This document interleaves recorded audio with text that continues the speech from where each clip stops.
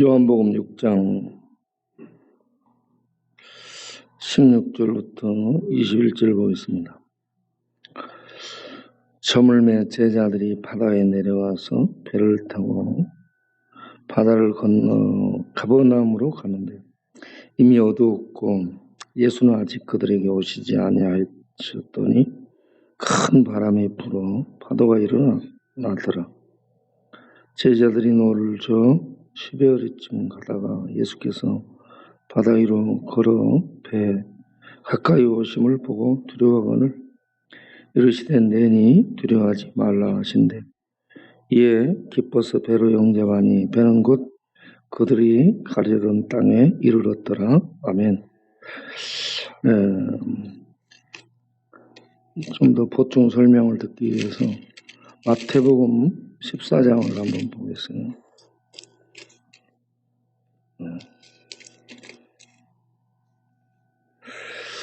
마태복음 14장 22절부터 잠깐 보겠습니다. 예수께서 즉시 제자들을 재촉하사 자기가 무리를 보내는 동안에 배를 타고 앞서 건너편으로 가게 하시고 무리를 보내신 후에 기도하러 따로 산에 올라가시니라. 저물매 거기 혼자 계시더니 배가 이미 육지에서 술이나 떠나서 바람이 거스름으로 물결로 말미암아 고난을 당하더라. 밤 사경에 예수께서 바다 위로 걸어서 제자들에게 오시니 제자들이 그가 바다 위로 걸어오심을 보고 놀라 유령이라 하며 무서워하여 소리지르거늘 예수께서 즉시 이르시되 안심하라 내니 두려워하지 말라. 그리고 쭉 내려가서 배에 함께 오름에 바람이 그치는지라. 배에 있는 사람들이 예수께 절하며 이르되 진실로 하나님의 아들이로소이다 하더라. 아멘. 이 아침에 새벽 기도에 나오신 우리 모든 성도님들과 또 유튜브 영상으로 참여하는 우리 모든 성도님을 위해 고난주간 성금요일 우리의 죄를 위해서 십자가에 못 박히신 그 주님의 고난으로 말미암은 죄사함의 은혜, 그 놀라운 하나님이 우리를 위해서 죽어주시며 우리를 구원하러 인도하신 이 놀라운 은혜가 우리 모두에게 함께하는 복된 시간이 되시기 바랍니다. 오늘 아침에 우리 장희영 목사님, 이선희 사모님, 유경석 집사님, 또 이혜경 집사님, 여러분들이 또 함께해 주셔서 감사합니다. 자, 오늘은 5번째 표적을 보도록 하겠습니다. 5번째 표적은 물 위를 걸으신 예수님인데 요한복음, 마태복음, 마가복음 공이 이 사건이 기록되어 있는 그러한 내용입니다. 내용을 보면 갈릴리 건너편 벳세다에서 오병이어로 기적을 행하여 5,000명 이상을 먹이시죠. 이러한 이 기적을 행하고 나자 무리들은 예수님을 모세와 같은 그 선지자로 이해를 하고 왕으로 삼으려고 합니다. 그러자 예수님은 제자들이 그러한 무리들의 휘둘름에 휩쓸리지 않도록 제자들을 먼저 보내게 됩니다. 그 다음을 보여줘야 돼요.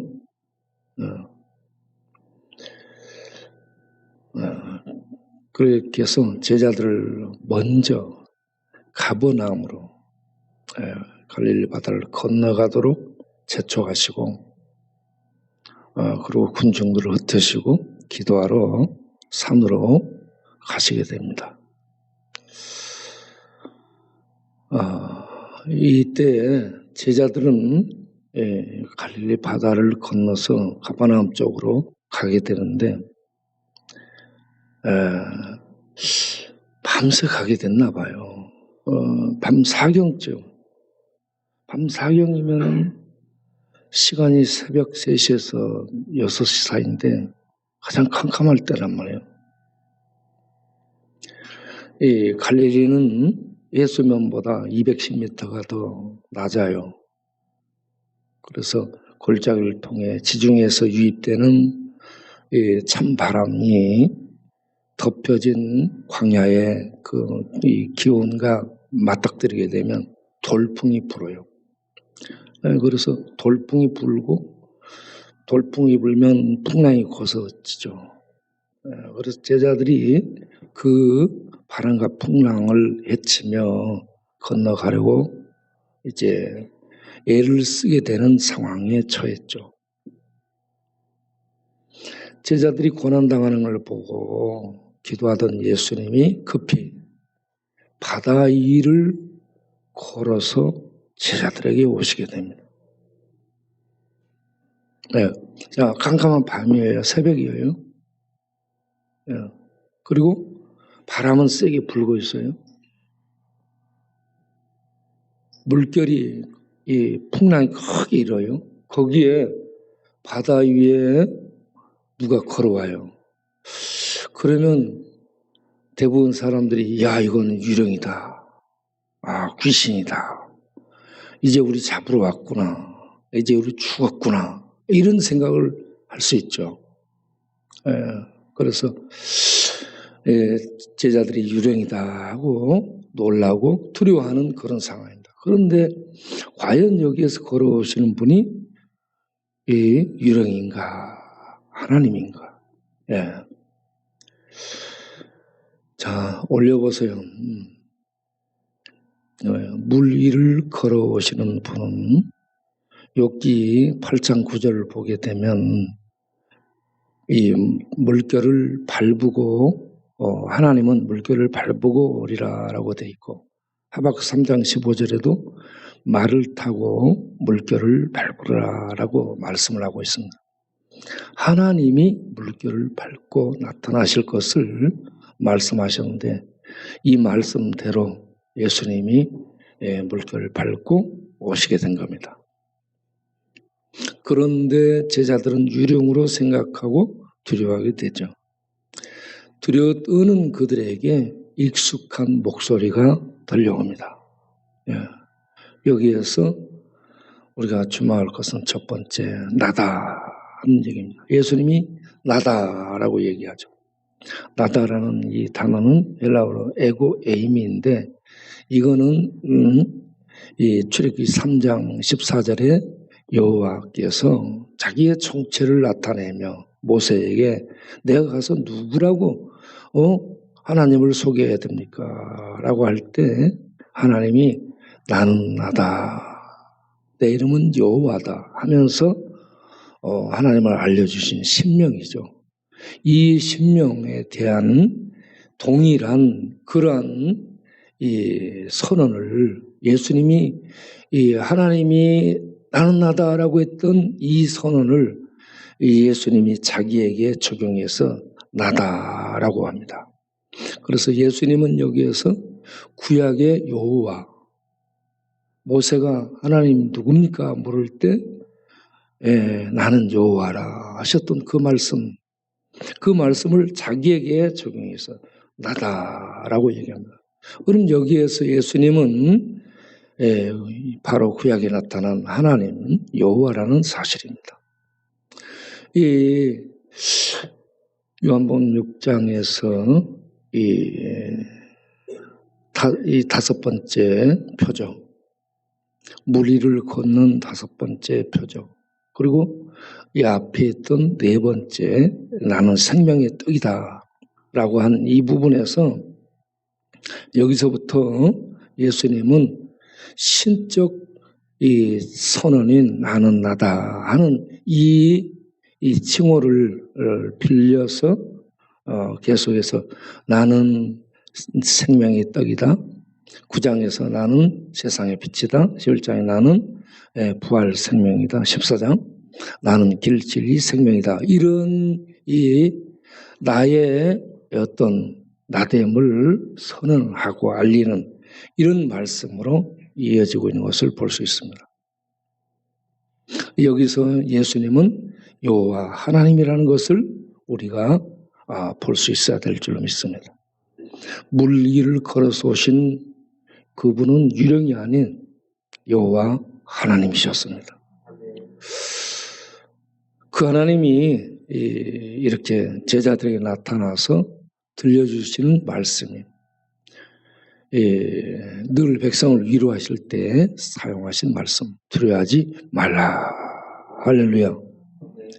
두려워 떨고 있는 그들에게 두려워하지 말라. 이 말씀은 여기저기 많이 있습니다. 이사야 41장 10절, 여호수아 1장 9절, 이사야 43장 1절 2절에 보면 그 백성들에게 하는 말씀이 두려워하지 말라. 두려워하고 있는 하나님의 백성들에게 두려워하지 말라라는 얘기. 두려워하지 말라. 물 가운데 지날 때, 강을 건널 때, 불 가운데로 지날 때 두려워하지 말라. 왜? 내가 너와 함께 할 것이기 때문에. 여호와 하나님이 함께 하시기 때문에 두려워하지 말라라는 얘기입니다.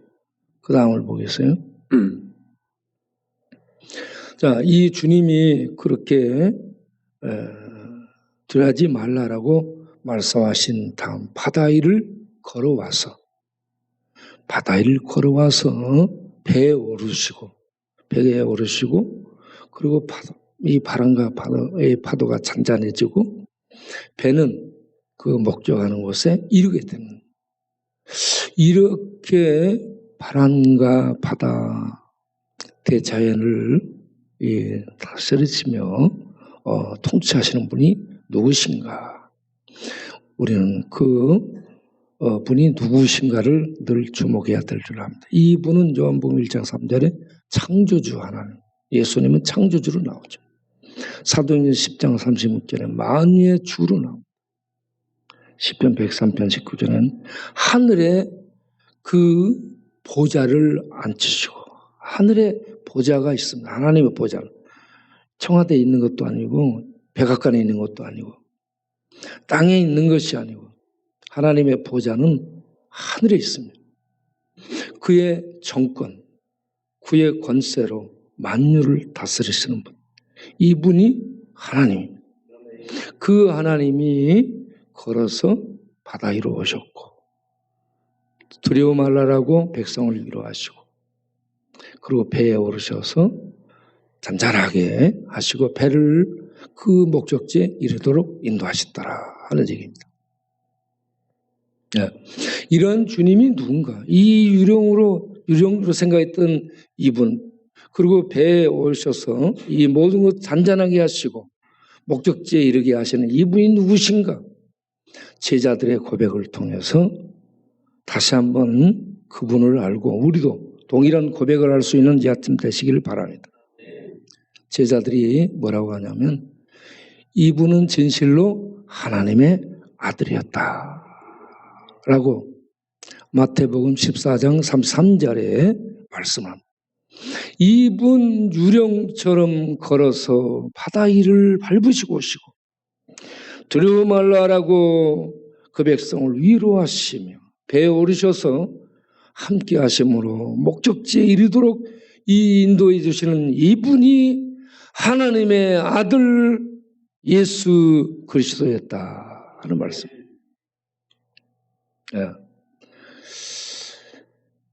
요한복음 5장 39절을 보게 되면 예수님이 누구냐? 예수님이 말씀하신 대목입니다. 너희가 나를 누구로 아느냐 하면서 내가 한 이 표적, 내가 하고 있는 이 일들, 하나님의 역사를 보고 나를 하나님이 보내신 자로 알라라고 말씀하고 있습니다. 예수님이 이렇게 이 가나에서 물로 포도주를 만들고 왕의 신앙을 고치고 그리고 38년 된 병자를 고치고 또 오병이어의 기적을 행하신 그리고 이 앞으로도 진행될 많은 일들을 행하신 이 행하신 일을 보고 하나님이 보내시지 않았으면 이런 일을 할 수 없다. 함께 하셔서 하나님의 일을 하시게 하는 종말의 메시아 하나님의 아들이라, 예? 이렇게 알라라는 얘기입니다. 이 표적이라는 단어는 세메이온인데, 이 세메이온 표적이라는 말은 예수님이 하나님의 아들 메시아라는 사실을 드러내고 있는 그러한 기적들을 말하고 있습니다. 그 기적을 통해서 예수님이 하나님이 보내신 하나님의 아들이라는 것을 나타내고 드러내고 증명해 주고 있다는 얘기입니다. 오늘 성금요일에 이렇게 하나님 아들로서 사람의 몸으로 이 땅에 오셔서 이렇게 천지를 만드신 분이, 천지의 주인이신 분이, 모든 세상을, 온 세상을 다스리시는 왕이신 그분이 우리의 죄를 짊어지고 그가 찔림은 우리의 허물을 인하며 그가 상함은 우리의 죄악을 인합니다. 그가 징벌을 받음으로 우리가 평화를 누리고 그가 채찍에 맞음으로 우리가 나음을 입었다. 우리는 다 양 같아서 그릇 행하여 각기 죄의 길로 갔거늘 여호와께서는 우리 무리의 죄악을 그에게 담당시켰다. 이 죄를 짊어지고 십자가의 저주 속에 들어가신 이 주님을 보면서 하나님이 나 같은 죄인을 얼마나 사랑하셨는가 하는 것을 아는 이 새벽이 되시기를 바랍니다. 그리고 그 십자가의 저주 속에 들어가서 못 박혀 죽은 분이 황소나 짐승이 아니에요. 어떤 양이 아니에요. 천지의 주제이신 하나님이 사람이 돼서 우리에게 오셔서 우리의 죄를 짊어지고 하나님이 죽어주시는, 하나님이 죄값으로 하나님을 드리는 이 놀라운 은혜를 베푸셨기 때문에 우리의 모든 죄가, 여러분, 인간이, 의로운 인간이, 어떤 선인이 죽은 것이 아니에요. 괜찮은 분이 죽은 것이 아닙니다.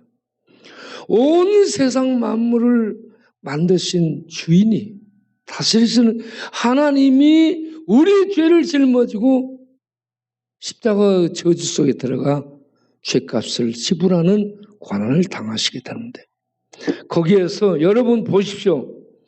우리들의 모든 죄를 인간은 누구도 대신해주고 처리해주지 못하는데 하나님이 짊어지시고 죄값을 지불하시게 된즉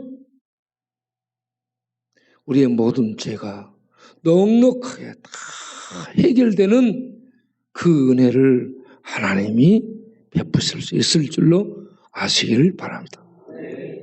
여기에서 이 하나님이 내주신 저주받은 이 사건을 보면서 내 모든 죄가 끝나게 되었구나. 하나님이 값을 지불하시니, 예? 하나님의 아들이 값을 지불하게 되시니 가장 값비싼 하나님이 오셔서 하나님이 우리의 죄값을 지불하는 이러한 저주를 받는 자리에 나가게 됐으니 우리의 모든 죄가, 온 세상의 모든 죄가 해결되고도 남음이 있음을 믿으시기 바랍니다.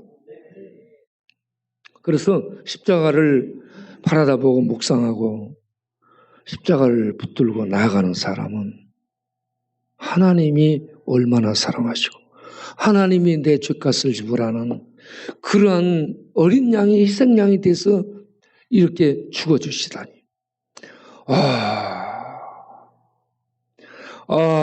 하나님이 내 죄값을 지불하시다니. 이 놀라운 사랑, 이 온전하고 완벽하고 완전한 제사, 여기에서 은혜와 사랑과 자유를 얻고 하나님께 할렐루야 기뻐하며 하나님을 찬양하며 나아가는 이 새벽이 되시기를 바랍니다. 그리고 그 은혜를 입고 자유를 얻은 그러한 우리가 이제 남은 생에는 주의 고난. 하나님이 나를 위해 이런 은혜를 베푸셨습니다. 나도 하나님의 영광을 위해서 이제 나를 위해서 사는 것이 아니고 내 성공을 위해서 사는 것이 아니고 내가 먹는 이 세상에 썩어질 양식을 위해서 에너지를 투자하고 정력을 투자하고 시간을 투자하고 나를 위해서 사는 것이 아니라 나 같은 죄인을 위해서 하늘에서 오신 이 하나님의 놀라운 은혜와 사랑을 입었은즉 나도 하나님의 영광을 위해서 하나님의 뜻을 이루기 위해서 남은 생에 욕먹고 맞고 짓밟힘 당하고 어떤 일들이 좀 안 되고 사람들에게 비웃음 당하고 조롱 당하고 그런 자리에 하나님이 저주 그 조롱받는 자리에 하나님께 버림받는 그 저주의 자리에 들어가시고 나를 위하는 제사를 드렸는데 그 은혜를 입었으면 사람 눈치도 볼 것 말 것도 없고 뭐 세상 눈치 볼 것도 말 것도 없고 욕먹는 자리 뺨 맞는 자리 짓밟히는 자리 그런 자리가 있다 할지라도 주의 뜻을 이루기 위해 주의 복음을 전하고 하나님의 나라를 세우고 하나님의 나라를 확장하기 위해서 들어갈 수 있는 고난 속에 동참할 수 있는 십자가를 짊어지고 십자가 고난 속에 들어갈 수 있는 우리가 될 수 있어야 될 줄로 믿습니다. 성금요일 9시에 못 박히고 오후 3시 12시부터 오후 3시까지 어둠이 임하고 어둠 속에서 오후 3시경에 예수님이 외치죠. 엘리 엘리 라마 사막단. 하나님의 아버지에 의해서 하나님의 아들이 죄의 저주 속에 버림을 받고 던져짐을 받는 내가 거기서 그렇게 끊어져야 되는데 하나님이 대신 끊어짐으로 나를 살려내주신 이 은혜의 외침을 들으면서 우리 모두 어떻게 해야 되겠습니까? 이 은혜를 입었은즉 이제는 내가 하나님의 영광을 위해서 고난받는 용주 먹는 자리에 나가자. 그래서 저는 영등포에 와서 영등포 강장 거리 역전 거기에서 복음을 전했었습니다. 그리고 밤 12시에 역전 광장에서 또 저 복음을 전하고 또 동네에서 복음을 전하고 이곳저곳에서 세례 요한이 안타까이 이스라엘 향해 외쳤던 것처럼 안타까이 외치며 오고 있습니다. 이 일에 우리 성도님들이 전부 함께해 주시고 이 모양 저 모양으로 참여해 주시고 있으니 너무 감사합니다.